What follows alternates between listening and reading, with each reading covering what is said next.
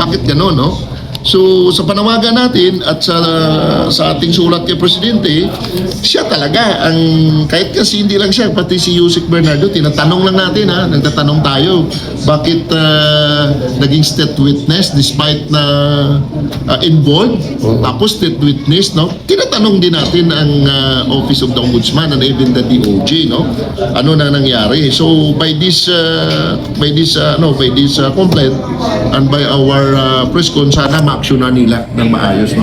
Kasi ako sa totoo lang, honestly, no, marami na tayong experience, no, na tinatawag justice delay is justice denied. Sana hindi totoo, sana hindi magkakaroon. We believe our document is came from the legit persons, also from DPWH. Grabs mo yan sa kanila galing, no? Kasi marami namang matitino dyan na natira.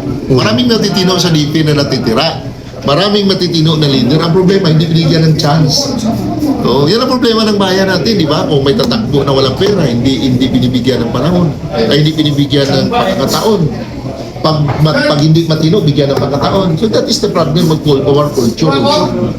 Mas better to stop them na lang kasi wala namang nakulong sa kanila. Kasi kung may tuturi yan, para bang nag-iimbestiga ka, tapos i-forward mo rin sa ombudsman. Di pa pwede namang i-diretso sa ombudsman. It's better to stop them para hindi na masayang ang panahon, oras, pera pa ng bayan. Pera ng bayan yan, hindi yan pera nila. Pera nating lahat.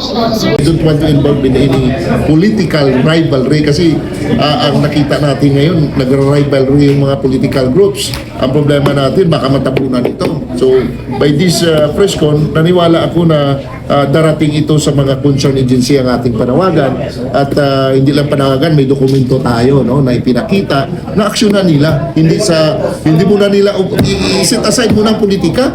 Tapusin muna natin, tulong-tulong muna tayo na ma-answer itong krimen na ginawa nila sa taong bayan. Kasi krimen ito Sino ginawa nila ng krimen? Di ba tayo?